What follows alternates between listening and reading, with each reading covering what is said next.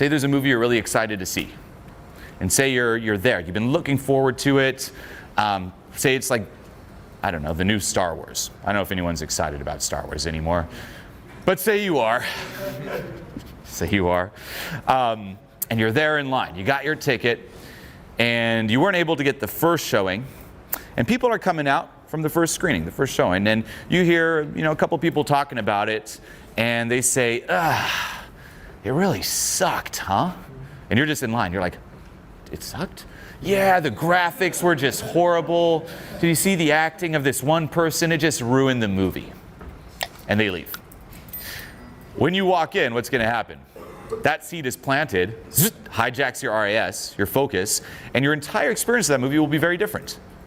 Everything that happens in the movie, you're like, where's the bad acting? Oh, I guess I see it there. Even if it's not there, you will project onto it, right? Oh, yeah, the graphics are not that bad. And it'll be this feedback loop reinforcing that belief, and you will leave thinking the exact same thing. Yeah, it wasn't that good. On the flip side, you could be in line waiting to see that movie, and someone walks out and they're like, oh, that was the best one yet. Oh my God, did you see that? And you walk in, same movie, completely different experience. If you think about your life, crazy, huh? All these little things where you might think it's nothing, boom, just changes the course of everything. And it becomes this constant feedback loop. You're stupid. Boom, you believe it. There you go. You're not good enough. You'll never make it. You don't have what it takes. All these little seeds that get planted, the momentum behind them, run us. And then you look around too. You look at other people. You'll project onto them. But a lot of us believe that we're not good enough. There are some of the core beliefs that are just very common. So it's easy to just think then it's normal. Oh, well, everyone else is not good enough either, so I guess I'm just like everyone else. And then we reinforce it to each other and just stay stuck. And then no wonder you haven't found the solution out of it, because your solution is built on, well, I'm stupid. What's some advice to help someone who's stupid? How do I stop being stupid? How do I become successful? Read. Let me get a book for, what did you say? Read. Oh, yeah. Let me read books. Success for Dummies. Right? But here's why it doesn't work. Because you're in that reality of I am stupid, even you reading books, like you said, that would help you as an example. Success for Dummies. There might be some gems in there.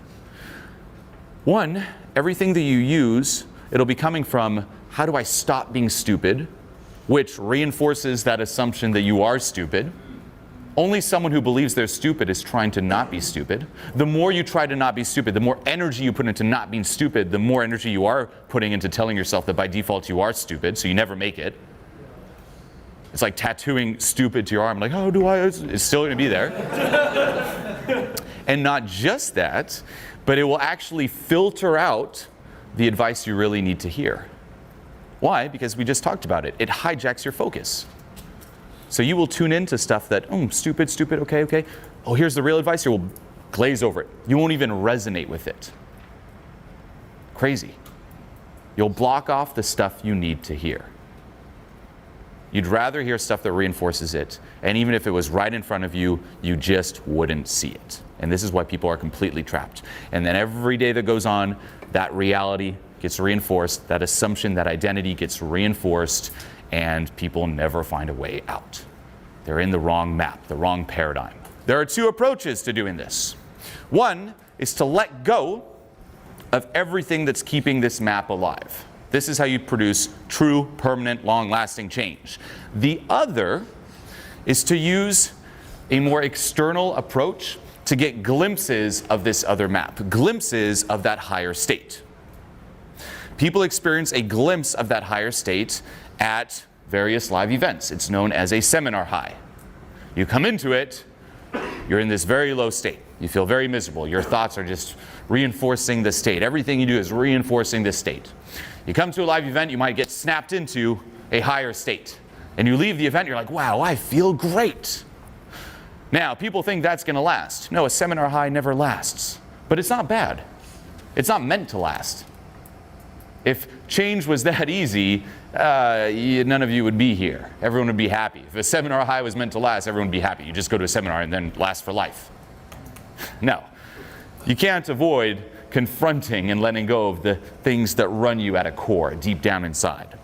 But you can use seminars highs to kind of zoom out of that map and just see beyond the clouds. You're like, whoa, there is another way of being, another reality. When you have a seminar high, your thoughts are also very different. Take that in. Use it as a reminder. Write down the thoughts you have when you're in that higher state. Because guess what? Because this is at the cause, this will also hijack your focus, your thoughts, and your life. It hijacks everything.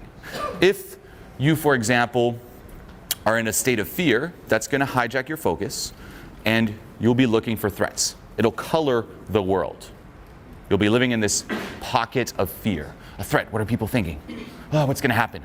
Am I going to make it through the event? Oh, what if Julien calls me out? If you're in a state of anger, it colors it as well. Oh, I'm angry. Oh, I don't know about the AC. Is it hot? Is it too cold? What's going on? And it reinforces the state. It reinforces the map. So everything that you do coming from that state, focus, action steps, thoughts, are always self-reinforcing. And this is why it's very hard to change. Because we try to, escape this low state, escape this derp state, while still acting in it. No. To produce true change, you must literally change everything about you. You must change that reality that you live in. And you can catch yourself here. If you look at your life, how much of it is actually new? It's just the same thing on repeat, on repeat, on repeat. We have the same thoughts every day. 90% of your thoughts today are the same thoughts you had yesterday, the same concerns. I used to see this with clients going out and socializing. They would go out, and it's the same excuses every single time. Oh, I want to say hi to this person. Oh, no, but this, and they go through the same little journey of going out night after night after night after night after night. I'm like, what are you doing? Maybe this time it'll be different. Time 100. No, it's the same excuses again, just even stronger. The same patterns. With our life, it's the same thing too. Same patterns. You get drawn into similar situations. You attract different types of people. You find your way back to what you know. The reference is just a reference. There's no good or bad reference. It's your interpretation of that reference that affects you. When someone says you're stupid, it's you choosing to believe you're stupid. If someone says, you're a little weird, if you decide to believe that I am weird, then it affects you. If you don't, it doesn't affect you. Right? If I start saying, hey, I hate your blue cap. It's so weird. What are you thinking? I don't even have blue. What? What? It doesn't affect you. It's only if you choose to believe it and you identify with it. And then catch also what's your default way of interpreting things that happen to you. Because people will even have amazing reference experiences. Someone who's like, you know what, you're great. I love your personality. You're so out there. But we interpret that as, they were mocking me. I guess it was okay, but they were just being pity, and it still reinforces it. Or you won't even see it. I had a client like that many years ago. He was working on his social skills, and people were loving this guy, loving him, smiling. And we gathered up. I'm like, hey, that was a great time out. Everyone loved you. And he's like, what are you talking about? They all rejected me. I'm like, what? What do you mean they all rejected you? He had the identity, no one likes me, everyone rejects me. That's the map he's in.